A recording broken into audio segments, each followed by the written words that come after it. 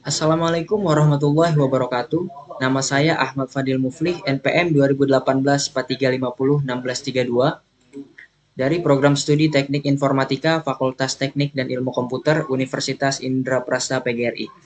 Di sini saya akan mendemokan aplikasi yang telah saya buat yang berjudul Perancangan Aplikasi Manajemen Karyawan pada Madrasah Ibtidaiyah Al-Islamiyah PUI di Jakarta Selatan berbasis Java NetBeans. Pertama-tama langkah yang saya lakukan sebelum menjalankan aplikasi ialah menyalakan dulu SAMPP. Kemudian baru saya membuka aplikasi saya yang sudah saya convert dengan format .exe. Tampilan pertama di sini ada tampilan loading.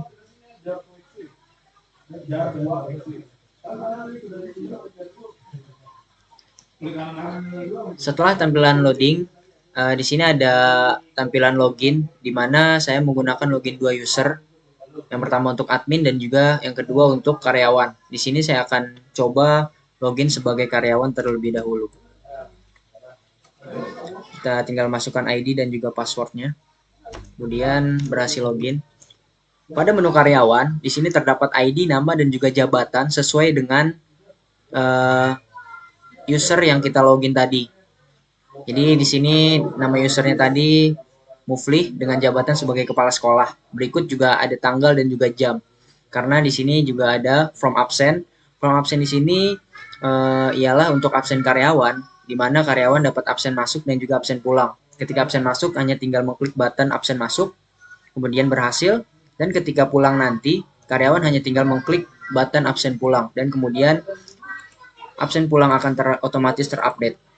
Bisa kita lihat di sini. Kemudian selanjutnya ada from cuti. From cuti di sini ialah untuk karyawan mengajukan cuti. Di sini juga terdapat ID, nama, dan juga jabatan dari karyawan tersebut dan juga keterangan untuk apa karyawan tersebut mengajukan cuti.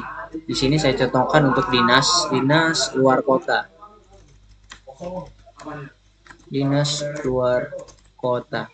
Oke, di sini kita ajukan untuk tanggal cutinya, misalkan dari tanggal 12 sampai dengan tanggal 14. Di sini kita hanya tinggal mengklik save, kemudian data otomatis tertambahkan.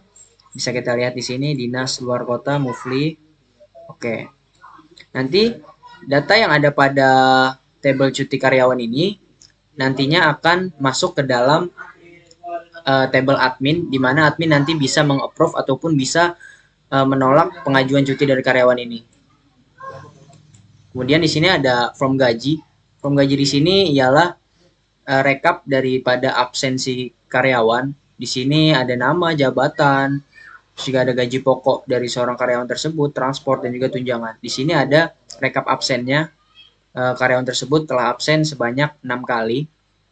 Terus juga dengan ketidakhadiran 17 kali dan juga cuti 3 kali. Nah, di sini total absensinya 6 dikalikan dengan gaji pokok, kemudian ditambahkan oleh transport, kemudian ditambahkan lagi dengan tunjangan, dan menghasilkan total gaji. Dari total gaji karyawan ini, kita tinggal mengklik save, kemudian berhasil menyimpan penggajian. Penggajian ini nantinya akan diproses lagi oleh admin, pada form admin nantinya. Oke, selanjutnya kita login menggunakan akun admin. Di sini kita coba masukkan ID dan juga password sebagai admin.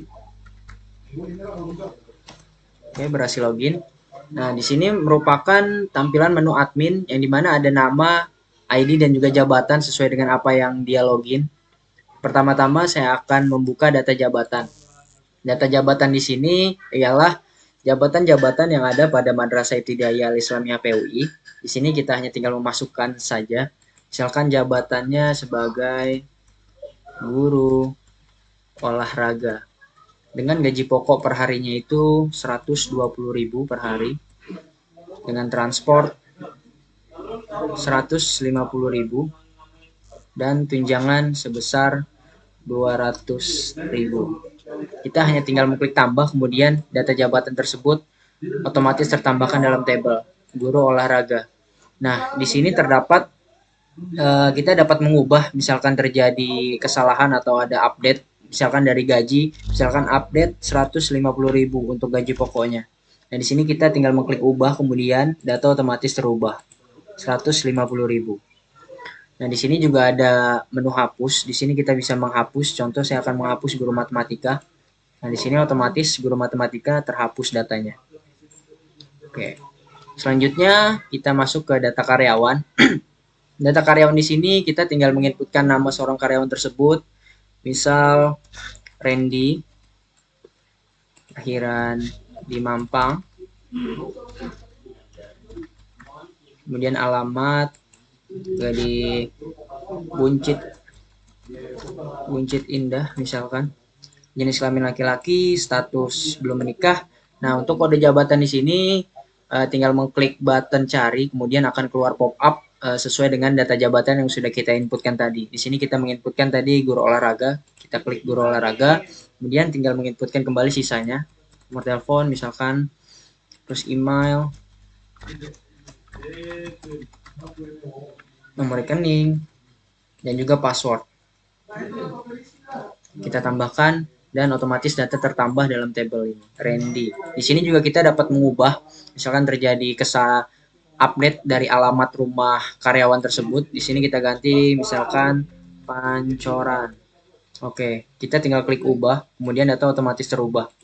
Pancoran. Oke. Kemudian kita juga dapat menghapus. Saya coba hapus file Raka. Data otomatis terhapus. Selanjutnya di sini ada data absensi. Jadi admin dapat memantau atau melihat secara langsung atau secara detail karyawan tersebut absen pada jam berapa, pada tanggal berapa, dan juga keluar pada jam berapa. Di sini kita dapat contohkan tadi yang kita absen tuh. Di sini terdapat ID absen, ID karyawan, nama, dan juga jabatan, dan juga tanggal, jam masuk, dan juga jam keluar. Di sini kita dapat melihat secara detail karyawan tersebut melakukan absensi. Selanjutnya ada data cuti. Data cuti yang karyawan ajukan tadi akan terdapat di dalam data cuti di from admin semua. Di sini contoh yang tadi saya inputkan pengajuan cutinya. Mufli untuk keterangan dinas luar kota, pengajuan cuti tanggal 12 sampai tanggal 14. Ketika kita mengapprove pengajuan cuti tersebut, kita tinggal mengklik save, kemudian data berhasil di-approve, kemudian akan keluar slip cuti.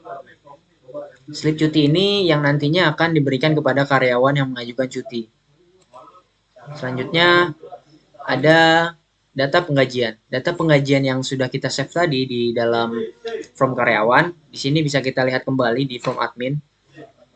Di sini kehadirannya 6, cutinya 3. Jadi total absensi menjadi 6, total gaji menjadi 1.650.000, dan ketika kita sudah meng-ACC gaji dari karyawan tersebut, kita tinggal klik save, kemudian klik enter, kemudian slip gaji karyawan muncul, dan ini nanti yang akan kita berikan kepada karyawan. Di dalam slip gaji karyawan terdapat semuanya, mulai dari gaji pokok, transport, tunjangan, kehadiran, ketidakhadiran, cuti, berikut total absensi dan juga total gajinya. Selanjutnya ada laporan data karyawan. Laporan data karyawan di sini merupakan laporan karyawan yang ada pada Madrasah Ibtidaiyah Al-Islamiyah PUI. Berikut mulai dari kode jabatan, nama jabatan, nomor telepon, email, dan juga rekeningnya. Kemudian ada laporan data absensi. Laporan data absensi di sini ialah laporan data absensi karyawan pada setiap harinya, mulai dari jam masuk, tanggal, dan juga jam keluarnya.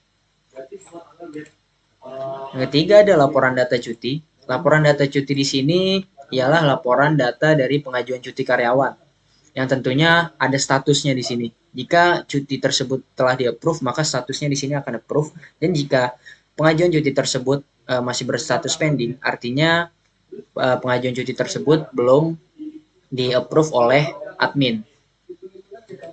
Terus juga yang terakhir ada laporan data penggajian.